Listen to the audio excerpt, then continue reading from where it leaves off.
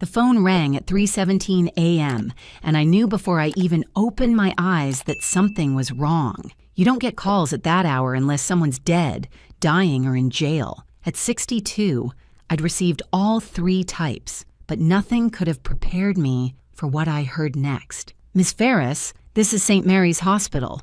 I'm calling about Rayleigh. She's here, and she finally knows who she is." I sat up so fast I knocked over my reading glasses. The nurse was still talking, but my brain had stopped processing words after Rayleigh, my daughter's name. My daughter, who died 37 years ago. "I'm sorry," I managed to croak out. "There must be some mistake. My daughter Rayleigh died in 1988. We buried her. I visit her grave every Sunday." There was a pause. "Ma'am, the woman here insists she's Rayleigh Ferris. She has identification issues, but she knew to ask for you, for Camilla Trevino, formerly Camilla Ferris, my maiden name." Nobody had called me Camilla Ferris since Harold died 9 years ago. "My name is Camilla Trevino, and I'm 62 years old. I raised 4 children, buried one, divorced one husband, buried another, and thought I'd seen everything life could throw at me. But sitting there in my empty house at 3 a.m, holding a phone that suddenly weighed 1,000 pounds, I realized I hadn't seen anything yet. Before I continue, if you could take a moment to like this video and comment where you're watching from and what time it is there, it would mean the world to me. Thank you.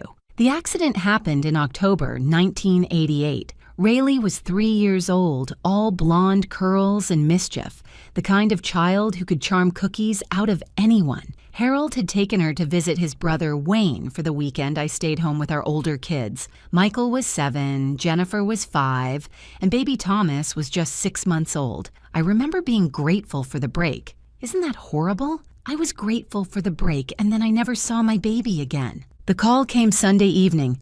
Harold's voice was wrong, hollow like someone had scooped out his insides. There'd been an accident, a multi-car pileup on Highway 49. Rayleigh didn't make it. The next days blurred together like watercolors in rain. Wayne worked at the county morgue then, which was supposed to be a blessing. He could fast-track the paperwork, spare us additional pain. The casket was closed. Harold insisted. He'd identified her, he said, and I didn't need to see her like that. I remember fighting him, screaming that I needed to say goodbye properly. But his family convinced me to spare myself the trauma. "Remember her as she was," his mother had said, holding me while I sobbed. "Remember her laughing." So I did. For 37 years, I remembered her laughing. I visited her grave every Sunday, bringing fresh daisies in spring, chrysanthemums in fall. I talked to that little headstone like she could hear me, updating her on her siblings' lives, their kids, all the things she'd never get to do.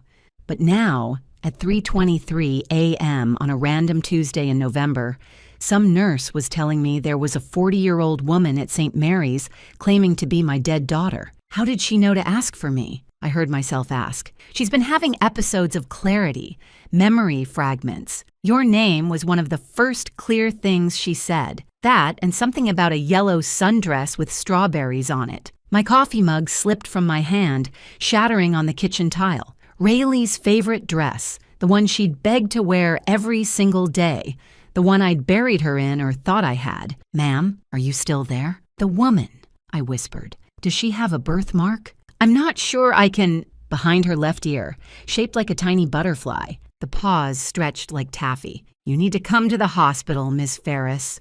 Room 314. I drove those 18 miles in my pajamas and Harold's old cardigan, the one I couldn't bring myself to donate because it still smelled faintly of his pipe tobacco. My hands shook so badly I could barely grip the steering wheel. This had to be a mistake. Some con artist who'd researched our family. But how would they know about the dress? We'd never talked about it publicly.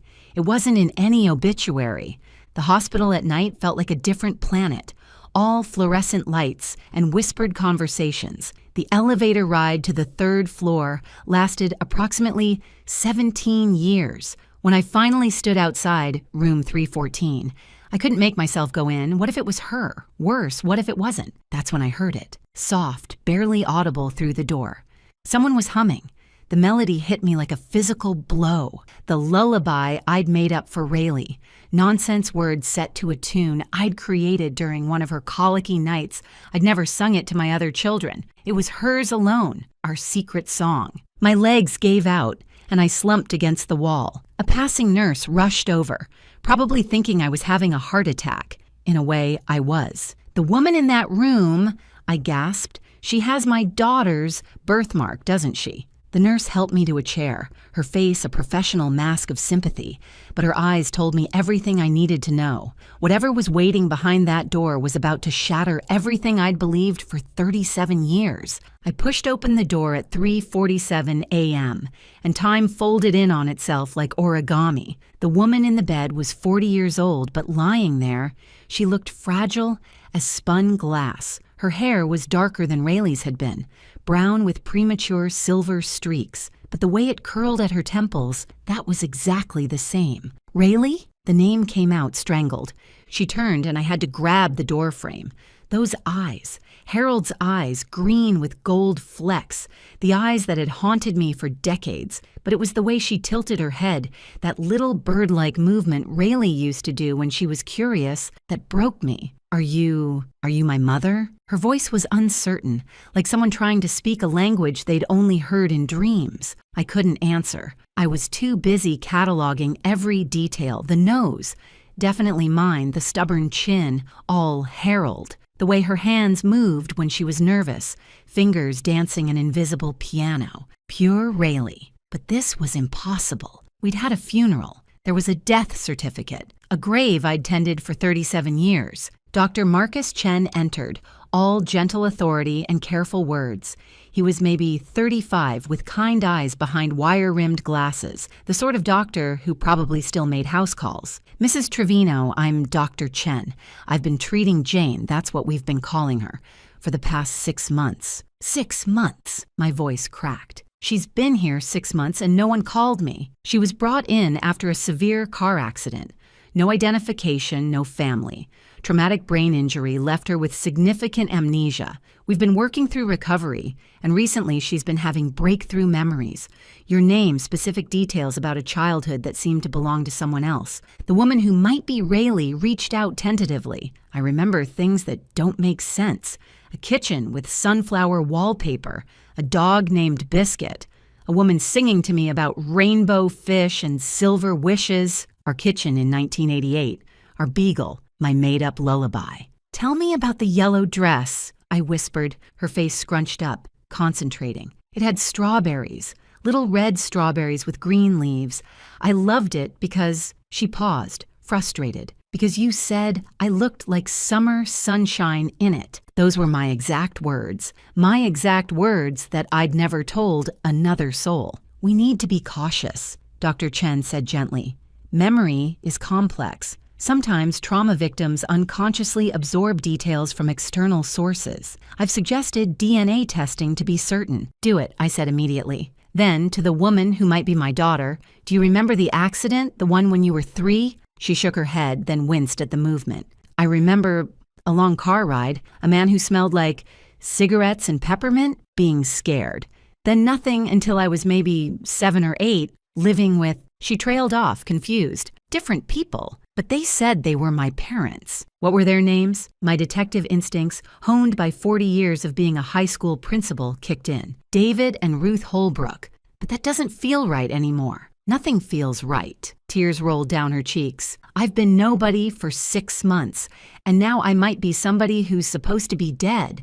Do you have any idea how insane that sounds? I sat on the edge of her bed, my hand hovering over hers, afraid to touch, afraid not to. "Honey, I once caught a student who'd trained a hamster to steal hall passes.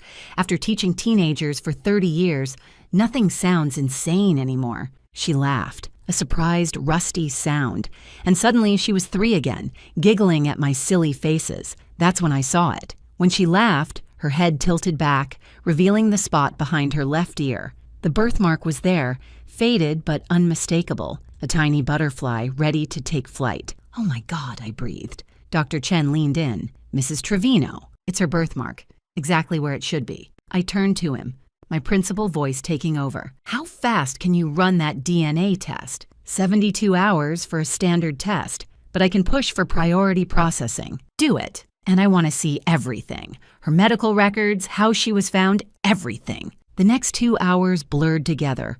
Forms, blood draws, questions. The woman I was already thinking of as Rayleigh answered what she could. She'd lived in Sacramento as Ruth and David's daughter. They'd died 5 years ago. She'd been married briefly, no children, worked as a librarian, which made me smile because Rayleigh had loved books even at 3. The accident 6 months ago had erased much of her adult life, but kept pushing these older memories to the surface. There's something else, she said as dawn painted the room pink. I dream about water, being in water, under it, someone pulling me out. But the man who pulls me out isn't the man who smelled like peppermint. My blood chilled. What did he look like? Younger. Scared. He kept saying, I'm sorry, I'm so sorry, over and over. Wayne. Harold's younger brother, Wayne, who'd worked at the morgue, who'd handled the paperwork, who died of a heart attack 15 years ago, taking any answers with him. As I left the hospital at 7 a.m., promising to return after grabbing clothes and calling my other children, my mind raced. If this woman was Rayleigh, and every instinct screamed she was, then what had we buried in 1988? Who had we buried? And why had Harold, my supposedly devoted husband, been so insistent on that closed casket? The drive home felt like swimming through molasses. I needed to check something. A nagging detail that had bothered me for 37 years, but I'd pushed aside in my grief. Harold had never wanted to visit Rayleigh's grave with me.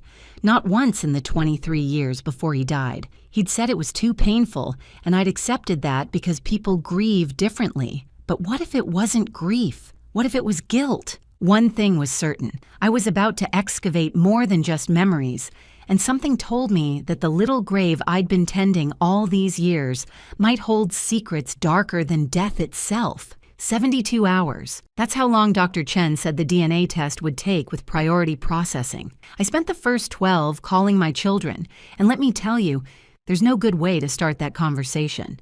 Michael, it's Mom. No, everything's fine. Well, actually, your sister might be alive. No, not Jennifer. Rayleigh. Yes, I know we buried her in 1988. Michael, ever the pragmatist, immediately went into lawyer mode. He'd inherited Harold's logical brain along with his stubborn streak. Mom, you need to be careful. This could be a scam. Has she asked for money? Jennifer was crying before I finished the first sentence. Mom, that's impossible. We went to her funeral. I remember it. You remember a funeral? I corrected. We never saw her. Thomas, my baby who'd never known his sister, was the only one who didn't argue. Mom, if there's even a chance, we have to know. By hour 13, I was at home, searching through Harold's things more carefully. That's when I remembered something. Harold had been paranoid about the garage being broken into about a year after Rayleigh's death. He'd installed new locks, moved things around. Now I wondered if he'd been hiding something. Behind old paint cans covered in dust, I found it, a locked metal box. Inside were photocopies of documents, bank statements, and 3 photographs that made my blood freeze. Rayleigh at age 4, 5, and 6, alive. Living with another family, Harold had known. He'd known she was alive. My hands shaking, I called Michael. Get over here, now, and bring your laptop. While waiting, I studied the bank statements. Regular deposits of $20,000, once a year for 5 years, starting in 1989. Always in October, always from a company called Brennan Family Services. Brennan. Why did that name sound familiar? Michael arrived and immediately went into research mode. Judge William Brennan, Family Court. He's been on the bench for 30 years. Dad appeared before him a few times for property disputes. Harold knew him, I said slowly. They played poker together sometimes. Michael's fingers flew over the keyboard. Mom, this is bigger than just Rayleigh. Look. He turned the screen toward me. 3 other children died in closed casket accidents between 1987 and 1989. In our county, all death certificates were processed through Wayne's office. 3 other families, 3 other graves. How many were empty? By hour 36, I was parked outside the county records office. Martha Henley, who'd worked there since the Carter administration, didn't even blink when I asked for the October 1988 accident reports. Terrible thing, that pileup, she said, adjusting her bifocals. 7 dead, including 2 children. Your Harold's brother Wayne handled most of the identifications, being with the coroner's office and all. The report was frustratingly sparse, but something caught my eye. Only 6 bodies were listed in the final coroner's report, not 7. Martha, who would have the original coroner's files? Those would be in deep storage, but she leaned in conspiratorially. Wayne's widow, Margaret, kept a lot of his work papers. She's at Sunset Manor now, the memory care unit. Margaret was in the day room, staring at nothing. At 81, she looked like a bird made of tissue paper and regret. Margaret, it's Camilla, Harold's wife. Her eyes sharpened with fear. Camilla, I can't talk about it. My heart stopped. Talk about what, Margaret? Wayne said never to tell. Made me promise. But he's gone. Harold's gone, and I'm so tired of carrying it. She grabbed my hand with surprising strength. The little girl, she wasn't in the car. The room tilted. What do you mean she wasn't in the car?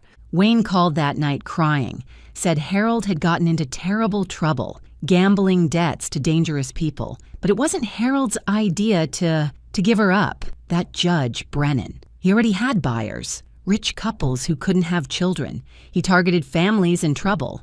Debt, immigration problems, custody issues. Made it look like accidents, deaths, Wayne had to help, or Brennan would have destroyed him too. They sold children? My voice was barely a whisper. Brennan ran it all. He'd identify vulnerable families in his courtroom, families with problems that money could solve. Then he'd approach them when they were desperate. Harold tried to back out, Wayne said. But Brennan had already taken money for Rayleigh. Said if Harold didn't cooperate, those men he owed would get addresses. Your address, the children's schools. Before I could ask more, Margaret started crying, confused, lost in her failing mind. But I had enough. If you're watching this, please take a moment to subscribe and like this video. Your support means everything to me and helps other families who might be searching for their own impossible answers. Thank you from the bottom of my heart. By hour 60, I was back at the hospital.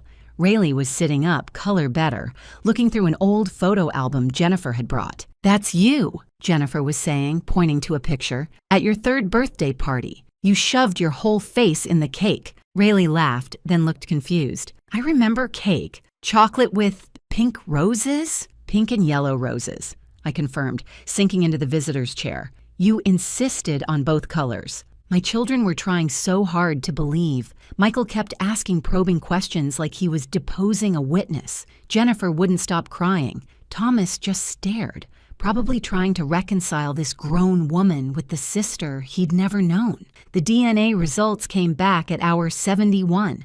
Dr. Chen called me to his office privately first. Mrs. Trevino, the results are conclusive. 99.97% probability of maternal match. This woman is your biological daughter. The floor didn't open up and swallow me. The world didn't end. It just kept spinning while everything I'd believed for 37 years rearranged itself like a sliding puzzle. How was all I managed? That's not a medical question I can answer.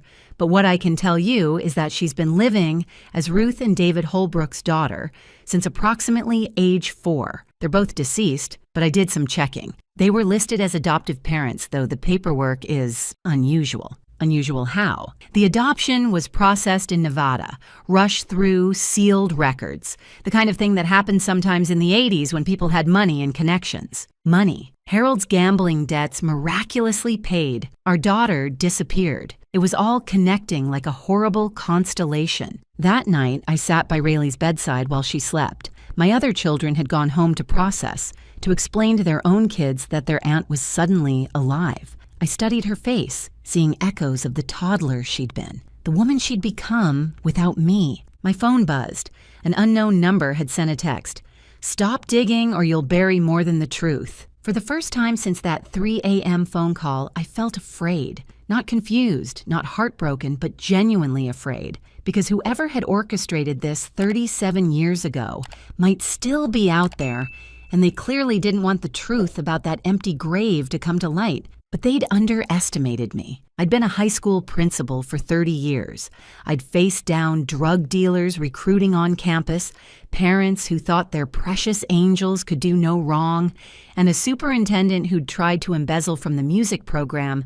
Some anonymous coward with a burner phone wasn't going to stop me now. Tomorrow, I decided, I was going to petition to have that grave opened, because the only thing worse than burying your child is finding out you never buried them at all. And somewhere, another family might be missing their baby too, never knowing she'd been sleeping in my daughter's grave for 37 years. The real question was, how many other families were out there, tending graves that held the wrong children? And who had enough power and cruelty to orchestrate such an elaborate lie? The DNA confirmation changed everything. Rayleigh, I could finally think of her by her real name, was truly my daughter. But it also meant we had evidence of a crime. Michael immediately contacted the FBI. This is kidnapping, Mom. Federal crime.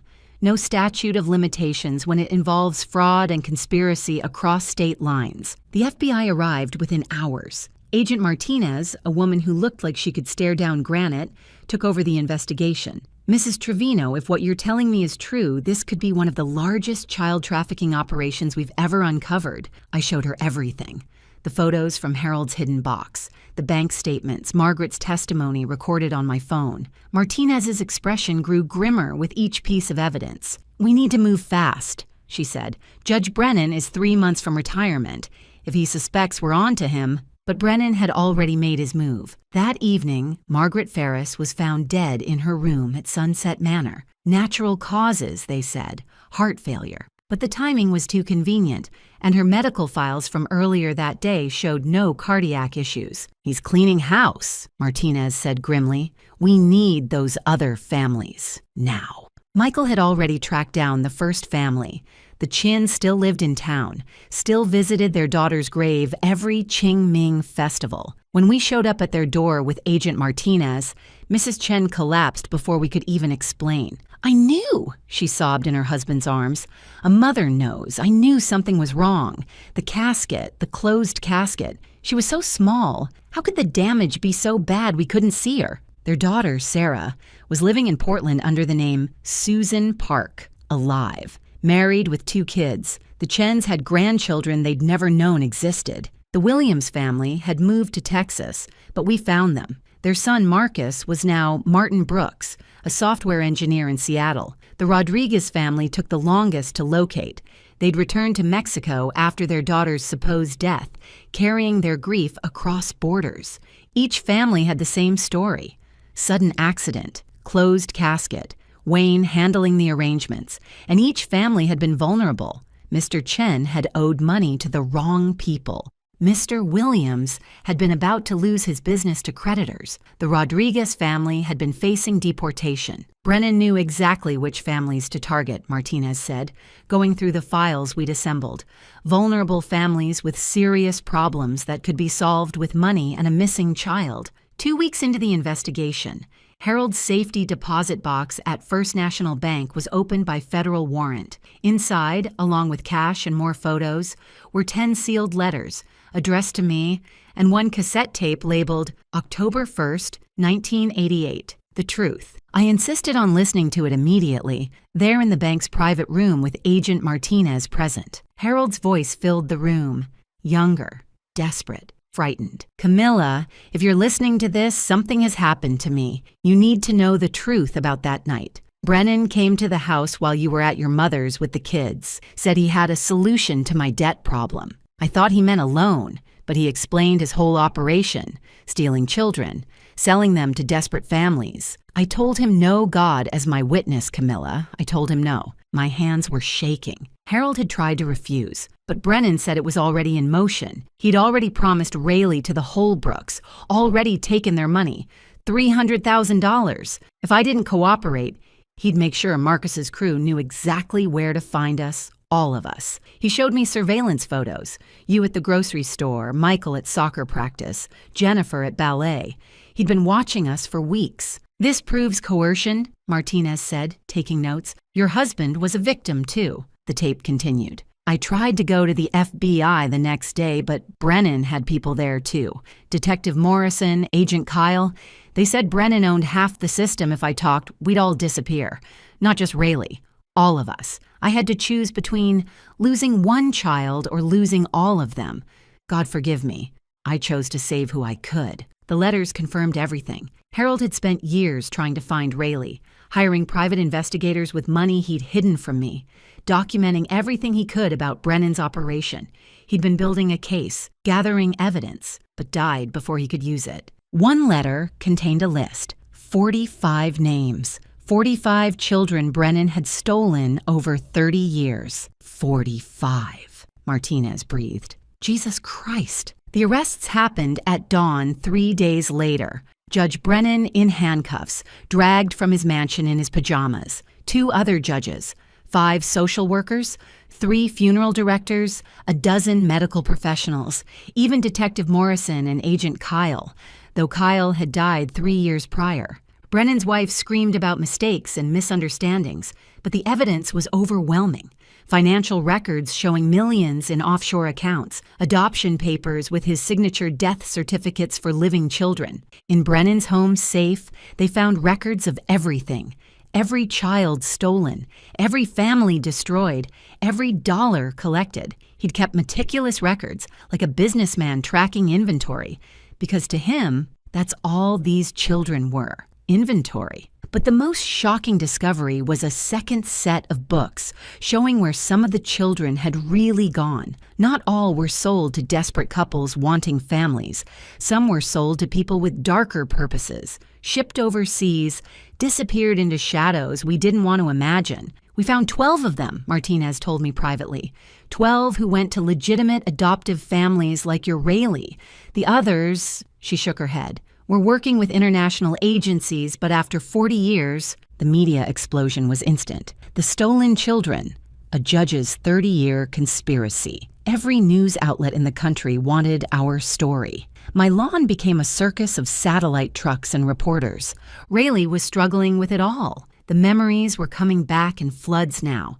Harold's laugh, my singing, her siblings' faces, but also the Holbrooks teaching her to ride a bike, their bedtime stories, their love to complete lives trying to exist in one mind. I don't know who I am, she confessed one night. Am I your daughter who was stolen or their daughter who was saved? Because, Mom, they did save me in a way. If what Harold says is true, if those men would have hurt all of us, you're both, I said firmly. You're our daughter who was protected the only way Harold could think of. You're also their daughter who was loved and raised. Both things are true. She cried then, really cried, for everything lost and found and confused between. Eleanor Holbrook, David's sister, reached out the next week. We had no idea, she said over coffee. David and Ruth were told she was an orphan from Nevada. They paid $300,000 because they were told it covered medical care, legal fees, housing for the birth mother. They would be horrified to know the truth. They loved her?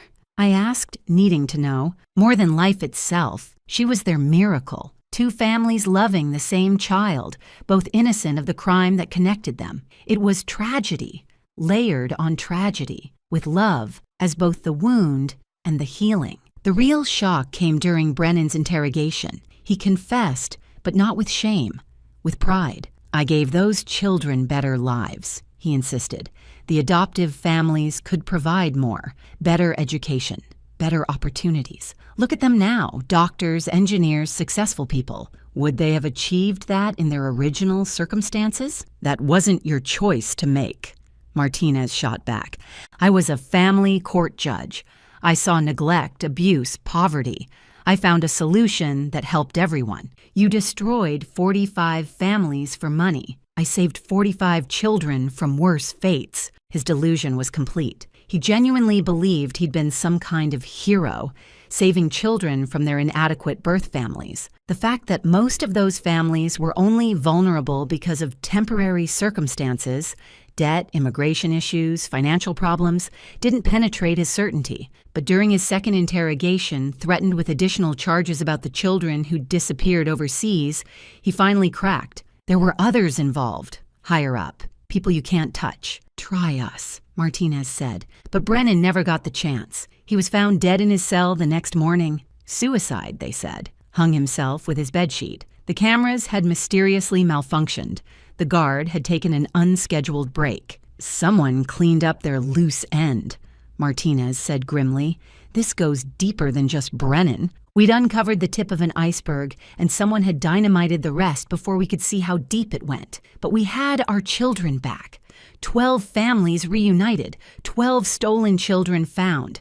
It wasn't everyone, but it was something. With Brennan dead, the investigation hit a wall. But I wasn't done digging. Harold had left more clues, and I was going to follow every single one. In his final letter, Harold had mentioned a storage unit. Unit 47 at Secure Store on Madison, paid through 2030, everything I couldn't keep at home. Michael and I went together, Agent Martinez meeting us there with a warrant. The unit was small, cramped, and filled with boxes labeled by year. Harold had been investigating for 28 years. The 1989 box contained surveillance photos. Harold had hired someone to follow Rayleigh and the Holbrooks, first day of kindergarten, Christmas morning through a window birthday parties in the backyard, my daughter growing up in someone else's life, documented by her father who couldn't reach her. He was watching over her, Michael said softly. The only way he could. The 1995 box held something different, correspondence with other parents. Harold had found 3 other families whose children had died around the same time. They'd formed a secret group, meeting monthly in different cities, trying to piece together what had happened, but one by one, they'd given up or died. Harold was the last one still searching.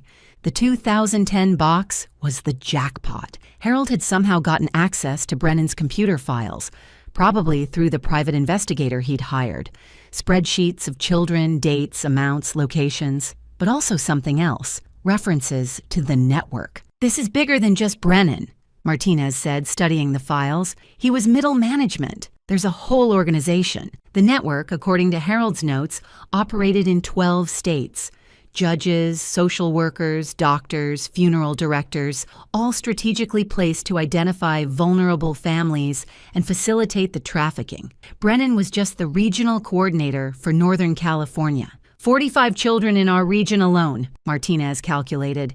If there are 12 regions, over 500 children, Michael finished. Over 30 years. The scale was staggering. But Harold had been smart. He'd made copies of everything, hidden them in different places. Even if someone found one cache, others would survive. That evening, Eleanor Holbrook called. "Camilla, I found something. David kept journals. I think you should see them." David Holbrook's journals painted a picture of a loving father who'd always suspected something was wrong. He'd noticed Rayleigh's nightmares about water, her fear of peppermint smell, the way she'd sometimes call out for a different mommy in her sleep. Susan asked about her birth parents again today. We told her the same story.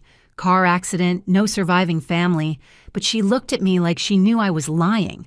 How can a 7-year-old's eyes hold such accusation? Another entry. Ruth wants to hire a therapist. Susan keeps drawing pictures of a yellow dress she says she remembers, but we never bought her anything like that. Where do these memories come from? They'd known something was wrong but loved her too much to dig deeper, afraid of what they'd find. David tried to investigate once, Eleanor told me, when Susan was 15, but he got a visit from some men who suggested he stop looking into the adoption. They knew things about his business, about Ruth's medical history. The threat was clear. The network had been monitoring all the adoptive families too, making sure no one looked too closely at where their miracles had come from. The next breakthrough came from an unexpected source. Dr. Patricia Winters, the pediatrician who'd provided false death certificates, had flipped. Facing life in prison, she decided to cooperate fully. "I was young, in debt from medical school," she told us in the interrogation room, looking haggard.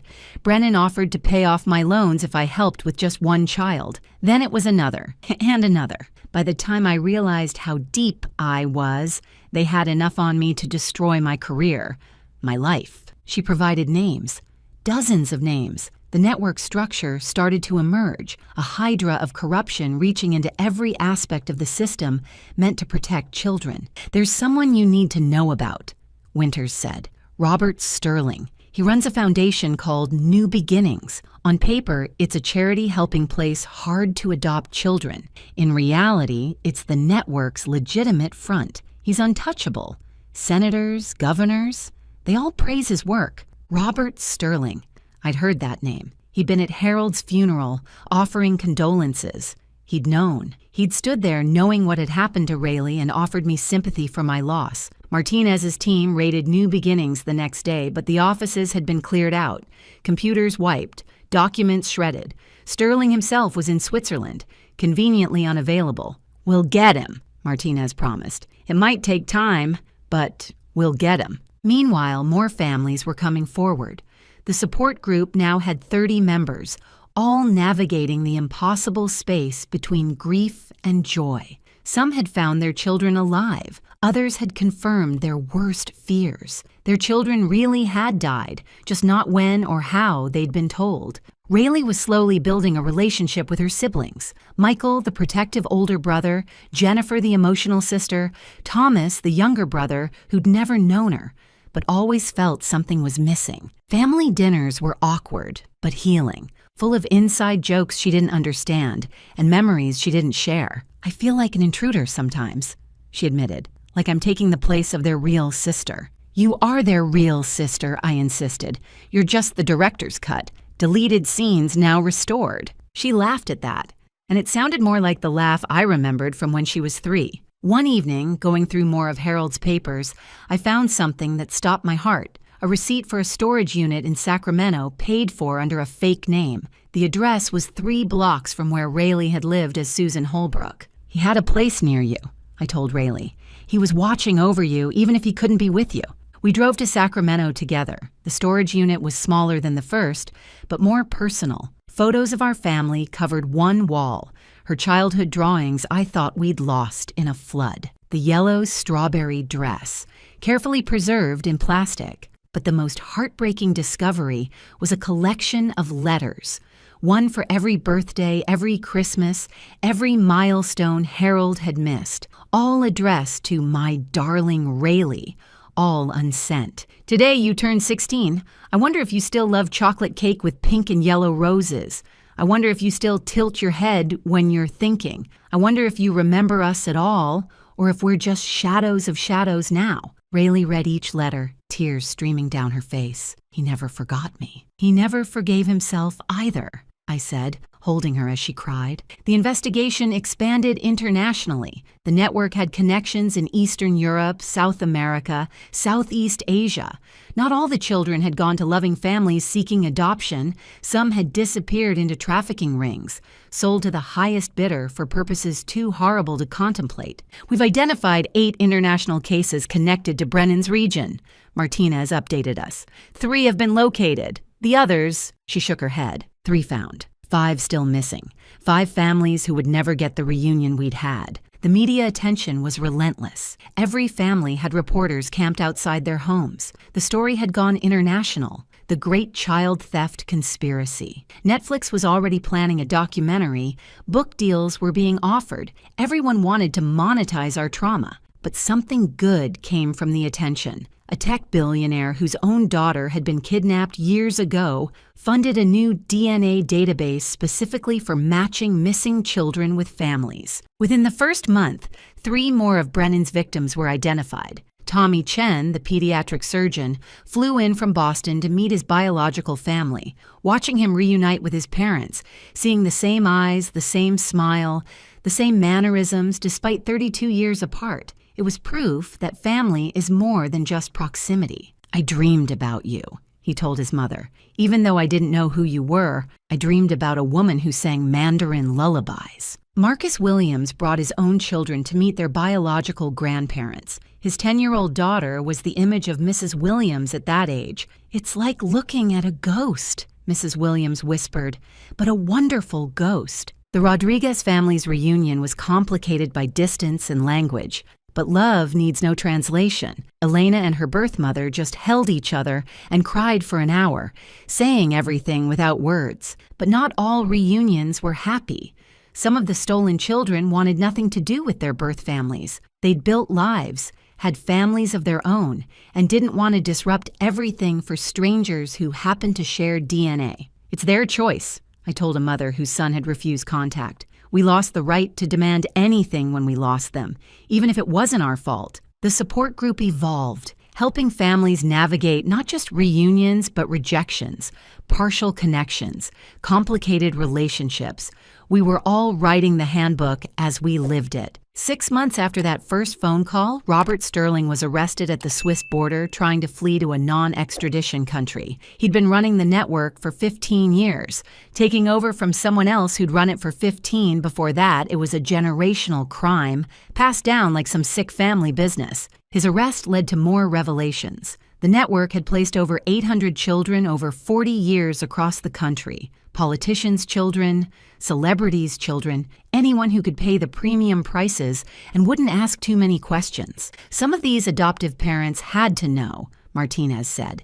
You don't pay $2 million for an adoption and not suspect something. But proving knowledge versus willful ignorance was nearly impossible. The adoptive families had been given perfect paperwork, believable stories, official-looking documentation they'd wanted to believe, so they had. Eleanor Holbrook became an unexpected ally in pushing for legislation. "New beginnings fooled us all," she said at a congressional hearing, "but there were signs we chose not to see. We need better oversight, mandatory DNA testing, open records. No child should disappear into the system." Rayleigh's Law was passed in California first, then spread to other states. It required DNA samples for all adoptions, open casket viewings for child deaths unless medically inadvisable, and a national database for missing children that crossed state lines. But laws couldn't heal the wounds. That took time, therapy, and a lot of awkward family dinners. "Pass the potatoes," Rayleigh said at Thanksgiving, and it sounded so normal, so regular that everyone started crying. "Great," Thomas joked through his tears. 40 years to get a sister and she makes us cry over carbs." We laughed then, all of us, and for a moment, we weren't a family torn apart and stitched back together. We were just family. The Sterling arrest triggered an avalanche. Every day brought new revelations, new arrests, new families discovering their children were alive. The network had been vast. Judges, social workers, doctors, cops, adoption agencies, even some people in Witness Protection Administration. They'd created a pipeline for children to disappear and reappear with new identities, new families, new lives. "It's the largest human trafficking ring in U.S. history," the Attorney General announced at a press conference, and it operated in plain sight for 40 years. Our support group grew to over 100 families. We met in a high school gymnasium now, the church basement long outgrown. The recovered, the media still called us, though we'd started calling ourselves the found. Each meeting brought new stories.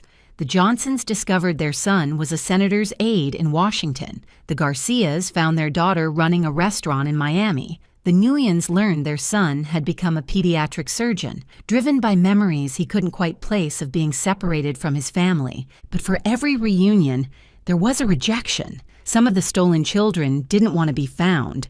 They'd built lives on the lies they'd been told, and the truth threatened everything they'd become. "My son says I'm disrupting his life," Mrs. Patterson told the group, her voice breaking. "He has a family, children who think their grandparents are dead. He doesn't want to confuse them with the truth. Give him time," I advised, though I knew time didn't heal all wounds. Sometimes it just scarred them over. Rayleigh had become the unofficial spokesperson for the stolen children. She was articulate, compassionate, and understood both sides of the story. "We're not choosing between families," she explained at another congressional hearing. "We're trying to reconcile two truths. We were loved by the families who raised us, and we were stolen from the families who lost us. Both things are true. Both things matter." Her testimony helped pass federal legislation, the Found Children Act, which provided funding for reunification services, therapy, and legal support for affected families. But the most dramatic moment came when one of Sterling's lieutenants, facing life in prison, decided to flip. Marcus Webb had been the West Coast coordinator, and he had records Sterling thought had been destroyed. "There's a warehouse in Oakland," Webb told the FBI. Sterling kept copies of everything. He was paranoid about people betraying him, so he kept insurance. The warehouse raid was like opening a tomb. 40 years of records, photos of children with their before and after names, financial records showing the millions that had changed hands, and most horrifyingly, a subset of files marked special arrangements. These children didn't go to families, Martinez told me privately. They went to clients, overseas mostly. We're working with Interpol, but after this long, 15 children from our region alone had been sold internationally, not for adoption, for things that made everyone involved in the investigation need therapy. The public outcry was deafening. How had this happened? How had hundreds of children been stolen and sold while authorities looked the other way? The answer was simple and horrible. The network had picked vulnerable families who were less likely to be believed. Immigrants, people with criminal records, families already dealing with CPS people whose children could disappear and be dismissed as runaways or assumed casualties of their circumstances. They targeted us specifically, Mr. Chen said at one meeting. We were immigrants with limited English. Who would believe us over a judge? The trials began in spring. Sterling's was the main event, broadcast live, covered by every major network. He sat there in his expensive suit, looking like someone's grandfather, not a monster who'd sold children. His defense was similar to Brennan's. He'd saved these children from worse fates, given them better lives. The adoptive families who'd paid millions had provided opportunities the birth families never could have. Look at the statistics, his lawyer argued. 90% of the placed children went to college. They became doctors, lawyers, teachers. They succeeded. They succeeded despite being stolen, not because of it, the prosecutor countered. And what about the 10% who didn't go to loving families? What about the children sold overseas? What about the families destroyed by grief? I testified on day 3. I brought photos, 37 years of visiting an empty grave, 37 years of birthday cakes with no one to eat them, 37 years of Mother's Days with one child missing. Robert Sterling stood at my husband's funeral, I said, looking directly at him. He knew our daughter was alive. He knew my husband died of guilt, and he offered condolences that takes a special kind of evil. Sterling never flinched, never showed remorse, even when victims testified about what had happened to them overseas, even when parents sobbed about children who'd committed suicide, always feeling something was wrong with their lives, even when Rayleigh testified about the identity crisis that nearly drove her to self-harm. The verdict was guilty on all counts, life without parole. As they led him away, Sterling looked at the families in the gallery and said, "I gave your children better lives. Someday you'll thank me." The gallery erupted. Security had to restrain several parents. Mrs. Chen threw her shoe at him, hitting him squarely in the back of the head. Nobody blamed her, but Sterling's conviction was just the beginning. The trials would continue for years. Every person involved in the network faced justice, though some fled the country, and others mysteriously died before trial. The ripple effects were massive. Every adoption from the past 40 years was being reviewed. DNA testing became mandatory for all adoptions. Child death protocols were completely overhauled. But the biggest change was in the families themselves. We were rewriting what family meant.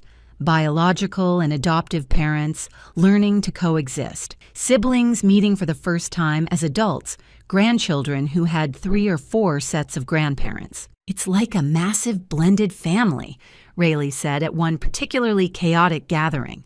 If the Brady Bunch had been orchestrated by criminals and revealed by DNA tests, dark humor had become our coping mechanism. It was either laugh or scream, and we'd all done enough screaming. The documentary came out a year later.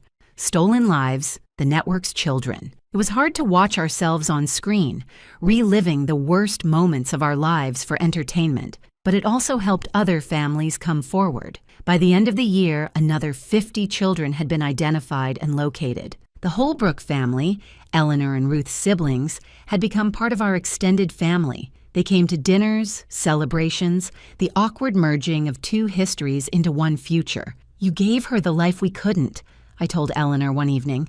"Whatever the circumstances, David and Ruth loved her. That matters." And you gave her life itself, Eleanor replied, and now she has all of us. The financial settlements from the civil suits were substantial. The government, admitting failure of oversight, established a fund for affected families. Sterling's assets were seized and distributed. Some families donated their settlements to missing children organizations. Others used them to finally give their returned children the opportunities they'd missed. Rayleigh used hers to establish a foundation, the Empty Grave Project, dedicated to finding the remaining missing children and supporting families through reunification. Every empty grave represents a possibility, she said at the launch. A child who might still be out there, living under another name, feeling like something's always been missing. We're going to find them all. 3 years after that first phone call, we'd found 73 of the 81 children stolen from our region. 8 remained missing, but we never stopped looking. Their photos, age progressed every year, stayed on our website, in post offices, in the hearts of parents who refused to give up. The network was destroyed, but we knew others existed. The market for children, horrible as it was to admit, would always exist. But now we were watching. Now we knew the signs. Now we had systems in place. And sometimes, even years later, we'd get a call. Another child found, another family reunited, another empty grave explained. The biggest revelation came 3 years after Sterling's conviction, from the most unexpected source. Harold's cousin Dennis, who'd been dying of cancer, asked to see me. We'd never been close. He'd lived in Florida, only visiting for funerals and weddings, but he said he had something important to tell me. Harold came to me in 1988. He wheezed from his hospice bed, right after Rayleigh was taken. He was desperate, talking about killing Brennan, killing himself. I convinced him to live for his other children. Why didn't you tell anyone? I asked, trying not to sound accusatory to a dying man. Because I was part of it, he confessed. Not the network, but I knew people. Sterling had approached me first, actually. Wanted me to identify vulnerable families in Florida. I said no, but I gave him Harold's name. Said he had gambling debts. Might be desperate enough. The room spun. Harold's own family had put us on Sterling's radar. I didn't know they'd take her, Dennis continued, tears running down his hollow cheeks. I thought they'd offer him money for information about other families. When I found out what really happened, it was too late. I tried to find her for years. Spent everything I had on private investigators. That's how Harold got some of his information. We were working together, but neither of us could admit how it started. I wanted to be angry, but looking at this dying man eaten alive by guilt, I felt only pity, another victim of the network in his way. There's more, Dennis said. I found 3 of them, 3 of the missing children. They're adults now, living in Latin America. Sterling sold them to a family there who couldn't have children. They've been raised as triplets. 3 stolen children raised as siblings. Dennis gave me the information he'd gathered.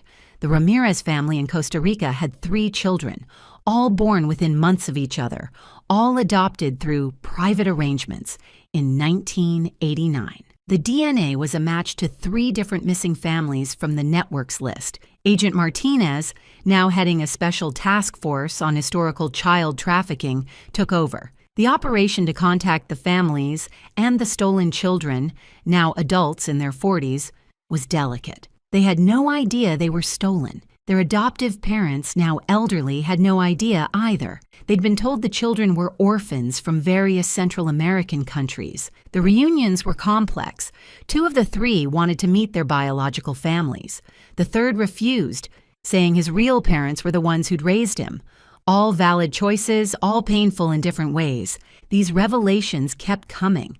A cluster of children in Australia, a group in Canada. Sterling had been running an international operation, moving children like chess pieces across the globe. Current estimate is over 2,000 children in total, Martinez told me, across 40 years, multiple countries. It's the largest human trafficking ring ever uncovered. 2,000 families destroyed, 2,000 children stolen, 2,000 lies lived for decades. The international trials were even more complex than the domestic ones. Different laws, different jurisdictions, some countries refusing to cooperate. But slowly, justice crept forward. Meanwhile, our families continued to heal and grow. Rayleigh had gotten engaged to David, her patient partner who'd weathered the storm of her identity crisis. The wedding planning was surreal. "So, do I invite my adoptive cousins or my biological cousins?"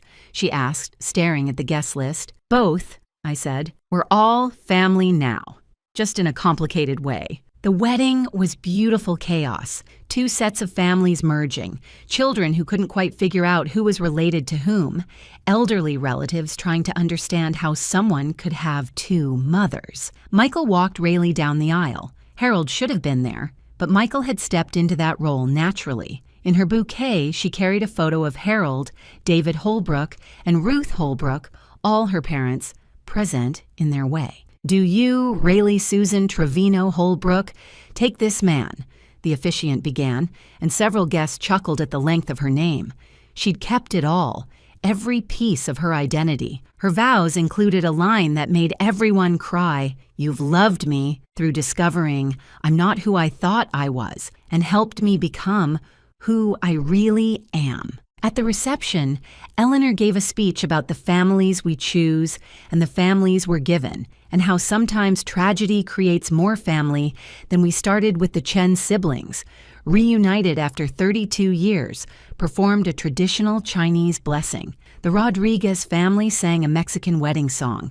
It was a celebration of survival, of found families, of love that transcends traditional boundaries. But even in celebration, we remembered the missing. A table sat empty with 8 photos, the children from our region still not found. Every event, every gathering, we remembered them. One of them, Maria Santos, was found 6 months later. She'd been living in Spain, raised by a diplomat's family. She'd always known she was adopted, but had been told her biological parents died in a car accident in Mexico. The same lie, different country. Her reunion with her family was bittersweet. Her biological mother had died 5 years earlier, never knowing her daughter was alive, but her father and siblings welcomed her back, and slowly they built new relationships on the ashes of old lies. "My mother visited an empty grave every week until she died," Maria's father told us. "She always said she felt Maria was alive somewhere. I wish she'd lived to know she was right." These stories accumulated. The documentary had turned into a series, each episode following different families. Books were written. Academic studies were conducted on the psychological effects of discovered kidnapping in adulthood. We'd become unwilling experts in a field nobody should have to know about. Rayleigh's book, The Girl in the Empty Grave, became required reading in some social work programs. She traveled the country, speaking about identity, trauma, and reconciliation. Her Empty Grave project had reunited 50 more families beyond the network's victims. "Every missing child deserves to be found," she'd say at the end of each speech. "Every family deserves answers.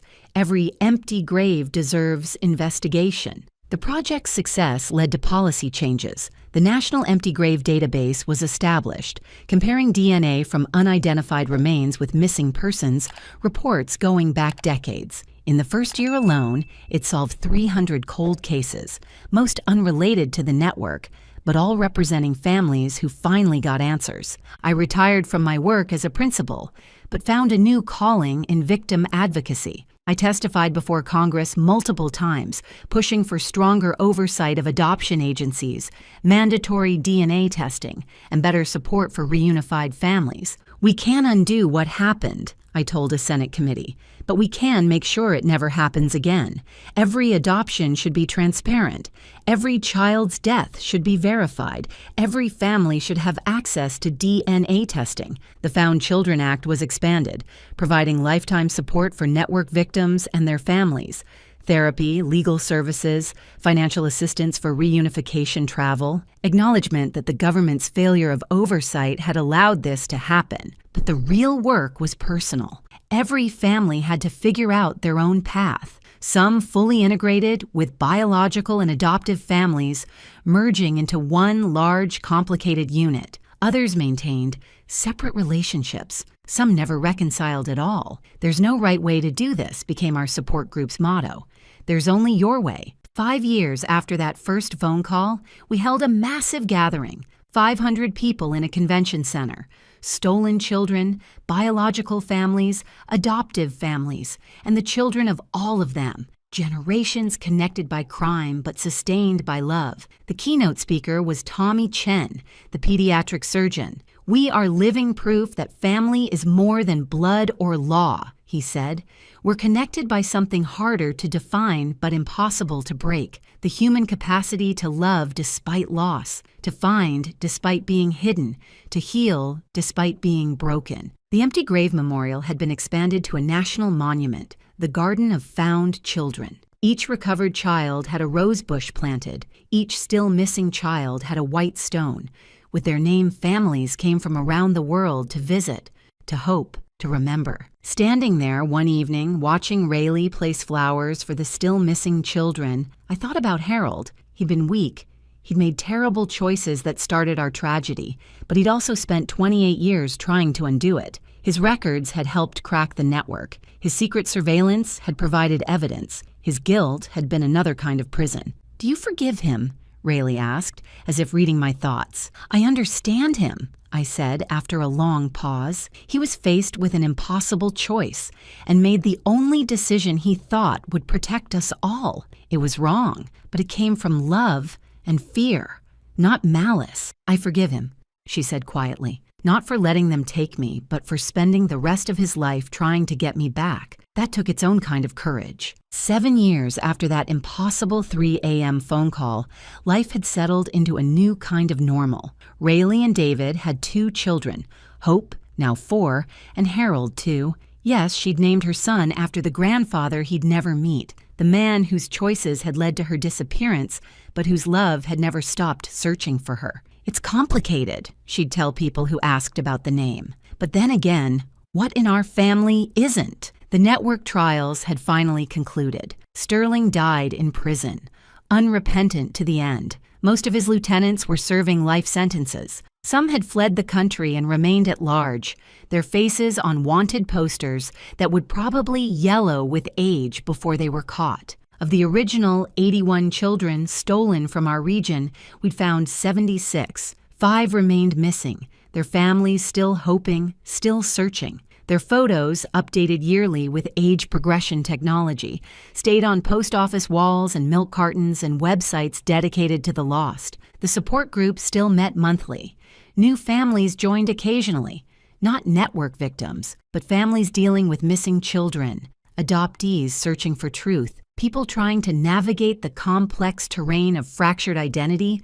We'd become accidental experts in impossible reunions. The Found had evolved from a support group to an international organization, chapters in 12 countries, a DNA database that had reunited thousands of families, advocacy that had changed laws worldwide. What started as our personal tragedy had become a global movement. I was 70 now, officially retired but busier than ever. Between congressional testimonies, speaking engagements, and helping new families navigate reunification, retirement was a relative term, but the real joy was in the ordinary moments. Sunday dinners with all my children, the 4 I'd raised and the one who'd found her way back. Grandchildren who called me grandma without questioning why their Aunt Rayleigh looked so much like their parents despite growing up elsewhere. Holiday gatherings that required spreadsheets to organize, but were worth every moment of chaos. Eleanor Holbrook, now 81, had become like a sister to me. We'd joke that we were co-mothers, sharing custody of a 47-year-old daughter. She came to every family gathering, bringing her famous apple pie and stories of Rayleigh's childhood that filled in the gaps of my loss. "Remember when you convinced David you could fly?" Eleanor asked Rayleigh one evening, making everyone laugh. "I jumped off the garage roof with an umbrella," Rayleigh explained to her kids. "Broke my arm. Dad, David, was so panicked he forgot the way to the hospital and drove to the grocery store instead." These stories, mixing both her lives, had become our family lore. The children didn't see them as strange. To them, having multiple grandparents and a family tree that looked like a climbing vine was just normal. Michael had taken over the Empty Grave Project's legal division, using his skills to help families navigate the complex legal issues of late discovery adoption fraud. Jennifer ran support groups for siblings of stolen children, an overlooked group who'd grown up in the shadow of empty graves. Thomas, inspired by his sister's return, had become a social worker, specializing in adoption oversight. "We all found our purposes in this tragedy," he said one evening. "Maybe that's the only silver lining. We're making sure it doesn't happen to anyone else." The warehouse in Oakland had become a research center. All those records Sterling had kept were being digitized, cross-referenced, analyzed. Every few months, another connection would be found, another family reunited, another empty grave explained. Dr. Chen, the one who'd first told me about Rayleigh, not Tommy the surgeon, had become a friend. He'd started a clinic specifically for people dealing with identity-related trauma. "Your family taught me that healing isn't always about returning to who you were," he said. "Sometimes it's about integrating who you've become." The cemetery had changed too. Rayleigh's empty grave had become a pilgrimage site. Families would leave flowers, toys, photos of missing children. The groundskeeper, who'd watched me visit for 37 years, told me he'd seen hundreds of people find comfort there. "It gives them hope," he said. "If your daughter could come back after all those years, maybe theirs can too." Harold's grave had been updated. The headstone now read, "Harold Ferris, husband and father who loved imperfectly but completely, whose greatest failure led to our greatest joy." It was Rayleigh's idea, a forgiveness carved in stone. One afternoon, I found a woman standing at Rayleigh's empty grave, crying. She looked familiar, but I couldn't place her. "My daughter disappeared 15 years ago," she said when she saw me. "Everyone says she ran away, but I know something happened. I come here sometimes to remind myself that miracles happen." I sat with her, this stranger united by loss, and told her about the Found organization, about DNA databases, about never giving up hope. She left with resources, connections, and something she'd lost, belief that answers were possible. These encounters happened regularly. We'd become symbols of hope for families trapped in ambiguous loss. Our story, as painful as it had been, proved that sometimes the impossible happens. Sometimes the dead aren't dead. Sometimes empty graves give up their secrets. The international implications continued to unfold. A similar network was discovered in Europe, using the same methods. Another in Asia. The network hadn't been unique. It had been a franchise, a horrifying business model replicated worldwide. "We've identified over 10,000 victims globally," Martinez, now heading an international task force, told me. "Your family's story started an avalanche that's reshaping how the world handles adoption and missing children. 10,000 families, 10,000 stolen children. The number was staggering, but each represented a story like ours. Loss, lies, and sometimes, against all odds, reunion. Not all the stories ended happily. Some of the stolen children had died in their new lives, never knowing their true identities. Some biological parents had passed away waiting, visiting empty graves until their own deaths. Some reunions exploded in anger and recrimination, too much pain to bridge. But for every tragedy, there was a miracle. The siblings separated for 40 years who discovered they'd been living in the same city. The mother who found her son had become a doctor specializing in the rare disease she carried. Driven by genetic memories he couldn't explain, the twins sold to different families who'd always felt incomplete, finally understanding why. Rayleigh had become the unofficial spokesperson for all of us. Her book had been translated into dozens of languages. Her TED Talk on identity and belonging had millions of views. But she remained grounded, focused on the work rather than the fame. Every interview, every speech, every appearance is a chance to find another missing child, she'd say. If being public helps one family reunite, it's worth it. Her children were growing up knowing their complex history. Hope, precocious at 4, had tried to explain it to her preschool class. "My mommy was lost, but not lost," she'd said. "She lived with other parents, but they weren't her real parents, but they were real too. Now she's found, and we have lots of grandmas and grandpas, and it's confusing but good," out of the mouths of babes. Harold Jr., we called him Harry to distinguish from his grandfather, was too young to understand but loved the chaos of large family gatherings. He had the same stubborn chin as Harold Sr., the same green eyes that had helped me recognize Rayleigh that first night. "He looks just like his grandfather," Eleanor said one day, studying Harry's face. "Which one?" Rayleigh asked, and we all laughed because it was true. He looked like Harold, but also had David Holbrook's nose, a genetic impossibility that somehow felt right in our impossible family. The anniversary of that first phone call had become our family's second Thanksgiving. Every November, we'd gather to celebrate not just Rayleigh's return, but everything that had followed, the families we'd found, the laws we'd changed, the empty graves we'd explained. This year was special, the 7th anniversary. 7 years since that 3:17 a.m. call that changed everything. The gathering was huge. All my children and grandchildren, Eleanor and the extended Holbrook family, the Chen family, the Williams family, the Rodriguez family, other found families we'd become close with Agent Martinez, now a family friend, Dr. Chen and his staff, even some of the adoptive families who'd been as much victims as we were. Tommy Chen, the surgeon, gave a toast to empty graves that led to full hearts, to families that shouldn't exist but do, to love that survives lies and time and impossible distances. To Harold, Rayleigh added quietly, who was weak but loved us enough to document everything. Without his guilt and his records, none of us would be here. We toasted Harold, complicated feelings and all. He'd been the catalyst for our tragedy, but also, inadvertently, for our recovery. His gambling had made us vulnerable, but his obsessive documentation had helped destroy the network. He was both villain and victim, perpetrator and hero, lost and found in his own way. After dinner, Rayleigh pulled me aside. "I'm pregnant again." "That's wonderful." I hugged her, then paused. "Boy or girl?" "Girl." "We're naming her Camilla Ruth, after both her grandmothers. Both her grandmothers, me and Ruth Holbrook, united in a granddaughter who would carry both our names. It was perfect in its complexity. That night, after everyone had gone home, I stood in my backyard looking at the stars. Harold and I used to do this when the kids were young, stealing moments of quiet after bedtime chaos.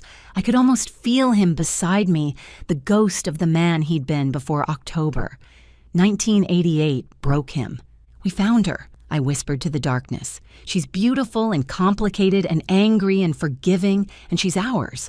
All of ours. You were wrong to let them take her, but you were right that she'd be loved, just by more people than either of us imagined. A shooting star crossed the sky. Coincidence, surely, but I took it as a sign. Harold knew. Wherever he was, he knew his daughter had come home. The next morning brought news. Another network child had been found. A 60-year-old man in Sweden who'd always felt something was missing. DNA confirmed he was one of ours. Stolen in 1968, one of the network's first victims. His biological parents were long dead, but he had siblings who'd never stopped wondering about their missing brother. And so it continued. Every found child led to more searches, more hope, more families examining empty graves and wondering. The network was destroyed, but its victims